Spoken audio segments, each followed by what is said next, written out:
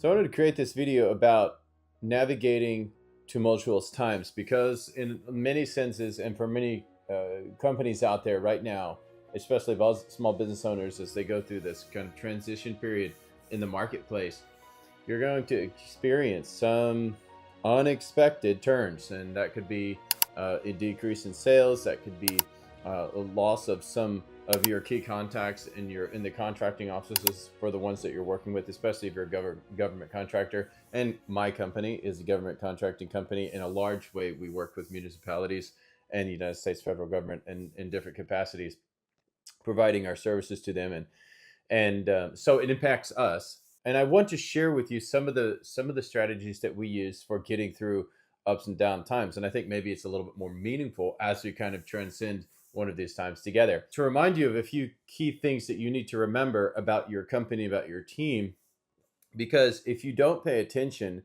you can really injure yourself and your company more by the things that you can do that you're not doing, more than what the environment is doing in that you're in that's impacting your company. And I think that's very important. Then something that I hope to help provide some perspective and maybe a few tools in your tool belt, and giving you confidence to go through tumultuous waters. My name is Jason Ellinger. I'm the CEO of Taika Translations, and I have both the family side and I have the company side in my life that we deal with as we work through these challenges. And so on the family side, my wife and I have been married for going on 16 years this year, and we have 8 children. We started our family and decided early on that we wanted to have a lot of children, and we also decided that we wanted to be business owners somewhere along the way in those first few years. And so we took the skills that we had and the knowledge that we had in the areas of business, finance, and linguistics, and we combined them into a business and started working in that. And over the years grew it, and then became a government contractor, and started contracting for different states and school districts, and have become one of the fastest growing companies in the world of translation and interpretation and digital services and human resource allocation. So in that's just to give you a little bit of background who I am and what we do. So as we navigate through times like this, and there have been multiple times like this through my tenure in the leadership of our organization, and I wanted to just tell you at least how I dealt with it and what took me from there to being successful through those times and brought me to here. The first thing I want to share with you is that you have to deal with the reality of the situation. Okay, this is whenever politics or negative events impact your organization or your environment, it doesn't help to put your head in the sand. It doesn't help to tune everything out, and it doesn't help to act like it doesn't exist. So acknowledge reality. And this is something in a big way that the book Good to Great helped me with, when it talks about the Stockdale paradox, where Admiral Stockdale was shot down over Vietnam. He was put into prison camp, and I think he was there for more than 7 years before he was finally released, tortured countless times, and they thought he might not make it. But he said his point when leaders asked him, "Well, who made it uh, out of the concentration camp?" And he said, "Well, that's like, was it the optimistic people, the people who were optimists?" He's like, "No, those people died of a broken heart. Like, those people, they kind of buried their heads in the sand. They say we'd be out by Christmas, and Christmas would come and go, and then Easter would come and go, and then Thanksgiving would come and go, and they would still be there." And he's like, "Those people would die because inside they were broken so badly that they couldn't make it." He said the people who made it were the people who addressed reality and maintained hope and faith that in the end that this would cause one of the defining moments of their lives. And he says that's what I did. He said, I addressed the reality of the situation. Yeah, it sucks. I'm in a freaking concentration camp, and this is kind of bad. Actually, it's terrible, but that's where I find myself, and I'm going to manage my current reality, control my own self, and I'm going to create the best reality that I can, and the best outcomes that I can, given what I'm currently in. And I think that skill in leadership is one that you have to create and maintain. This is not a natural thing for all of us as leaders. It's not something that just happens. Now, some of us have a more of an inclination to be charismatic and to be persuasive, but something that completely uh, addresses a reality that can be very fearful, and then addresses that reality with an ability to receive the facts without getting utterly and overly depressed to where you cannot act, is something that you have to develop.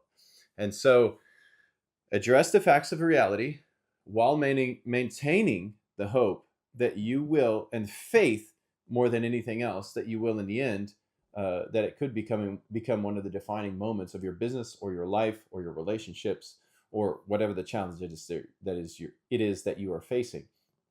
And so that is the first thing. You have to address the reality and accept the reality and look at everything that you have, that you can, like, take stock of where you are, what you have, and where you find yourself right now.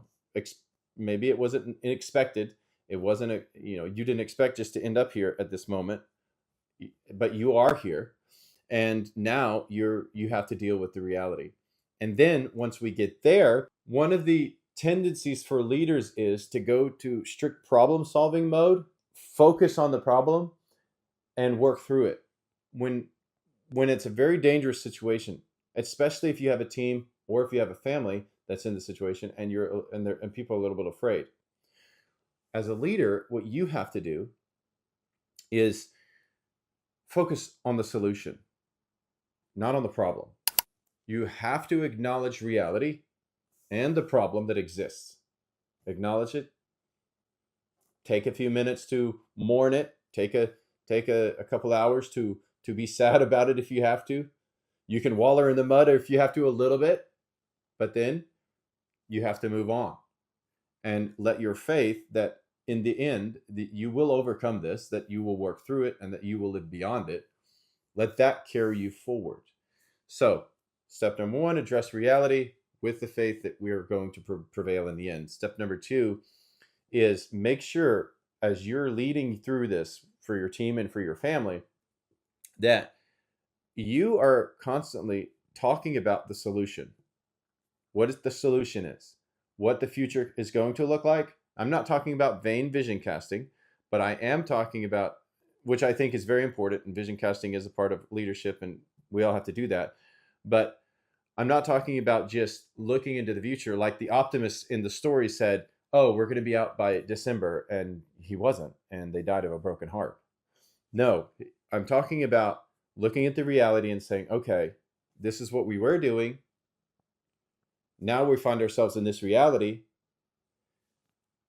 The solution is for us to do these kinds of things.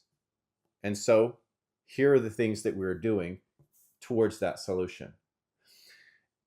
And meeting after meeting after meeting after meeting after meeting, communicating those in and throughout your team, and getting your leaders to do this, to communicate in the same way. And as you do that, you focus not on the problem that exists, but you focus on the solution and the drivers of that solution, the tasks that lead towards that solution, the elements of today's activity that move you in that direction. And that's one of the most, and that's such a foundational principle, a foundational practice for getting through and navigating challenging moments in our economies, whether it's our personal family economy in our homes, or whether it's our economy in our business, or the global economy, not global, but the national economy in the United States. It could be navigating any of those types of things. And so any of those instances. And so I just want you to realize that addressing reality is important, and focusing on the solution. And you as the leader, your job is, this is where you shine. This is where leadership shines. And this is why you get paid most of your money as the leader. This is why you get that you hold your position, is because during this time you are required. I say it's required because I really feel like it's a responsibility, how you serve your team, how you are put in this position to serve your team incredibly well. So you're required to identify the things that you're doing that are moving towards the solution, and highlight those, draw them out, and point your teams and your family's mind in that direction.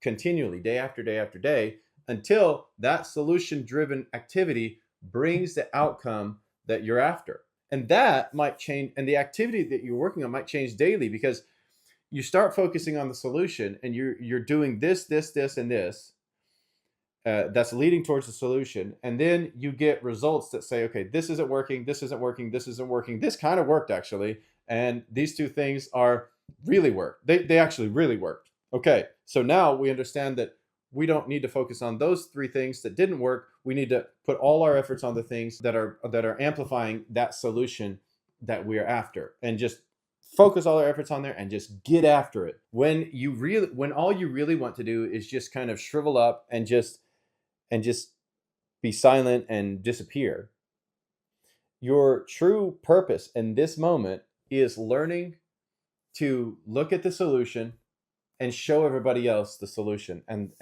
that there is a light ahead, and to continue broadcasting that as loudly and as often as possible, not without addressing the facts, we already talked about that, but in a way that is productively, and focusing yourself, your family, and your team on taking more action on what you can control, because we can only control our controllables. We can only control what's happening in our life, what we are doing, what our person and our team, and we can only control us.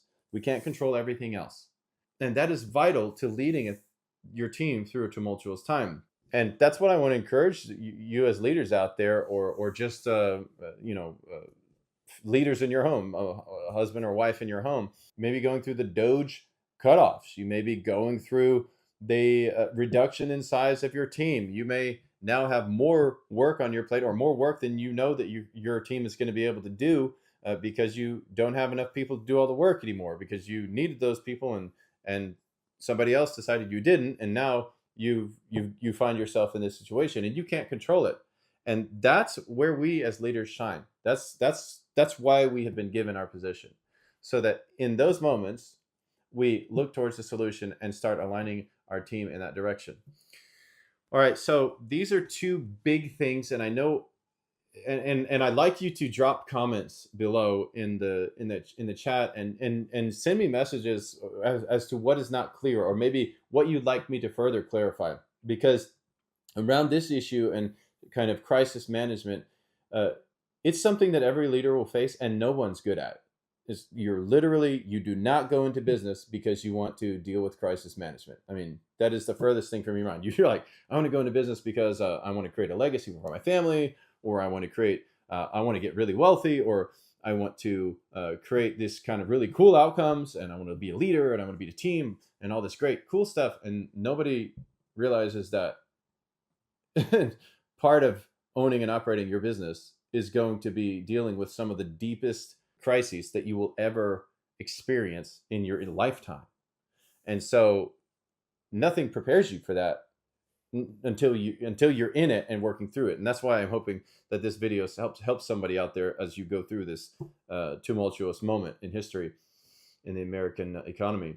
The third thing that I want to hand you is while we're addressing reality, we're using solution-driven focus. The third thing is, and I think, and I don't know why, that this one, it's like it's one of those tactical things that it's just there, and it has tentacles into every area of our life. But being the financial stability factor of planning for such events.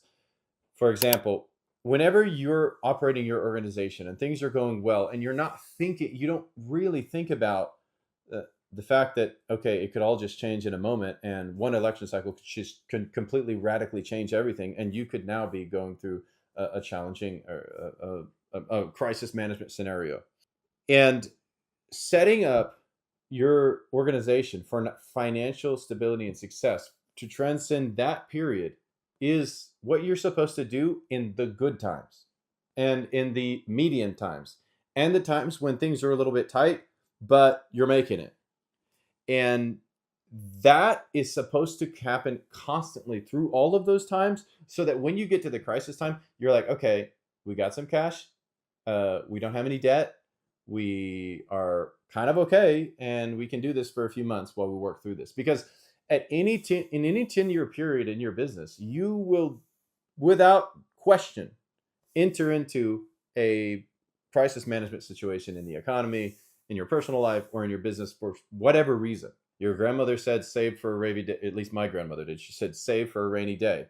And she was like, rainy days are coming, whether or not you're planning for it or ready, they're going to come. So might as well save for them because they're coming anyways. It's part of life. And so I want to just, because that makes its way into every area of our life, and it's impacted by sales, it's impacted by all the revenue flows, and you have to set that up, as hard as it is, during the good times and the mediocre times. You have to set the system up where you have a philosophy on what you're doing to make sure that when you hit those crisis management times, you have an emergency fund or retained earnings.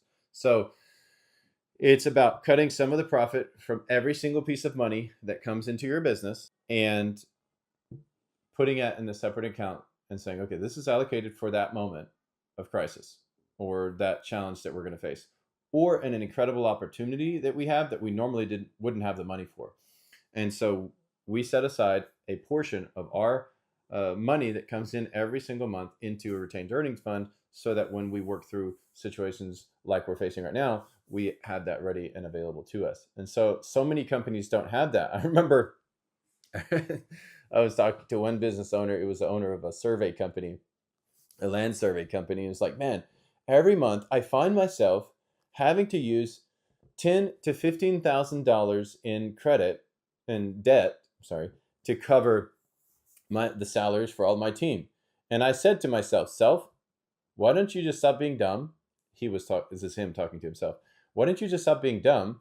And why don't you instead save up $10,000 to $15,000 and put it in an account, so that each month you can just use your own money to make sure that you're keeping your business afloat. And then beyond that, work to save more so that you actually have a few months of that saved, so that in the event something happens, you can just deal with it yourself instead of having to go to the bank and get the money from there. And he was like, man, so I just told myself, okay, save the money and use your own money for operating your business. Now, I know a lot of people have the philosophy that you should use other people's money or use the bank's money. And it's just not something that I adhere to, that I believe, because uh, I, I'll say this: a person with an experience is not at the mercy of a person with an opinion. And my experience has been that every single time that I've gone through a downturn in my life, negative turn in the economy, challenging personal issues, relationship challenge or problem, it's been the fact, one of the pillars for me being able to make it through has been that I never used debt, that I never ever depended on debt to help us get through. So guys, I hope these three things are helpful for you. And if you need more clarity or insight around any of these, please drop them in the comments below and I will answer those questions or just discuss them with you, or I'll make follow-up videos about that subject to help you with it. Because here in this channel, I help leaders. We help businesses grow. We deal with the challenges of today in leadership and help people create a better tomorrow. So please like and subscribe to this video, share it with somebody who you think may need it, and let's go forward working through all of life's crisis management situations together and with great success.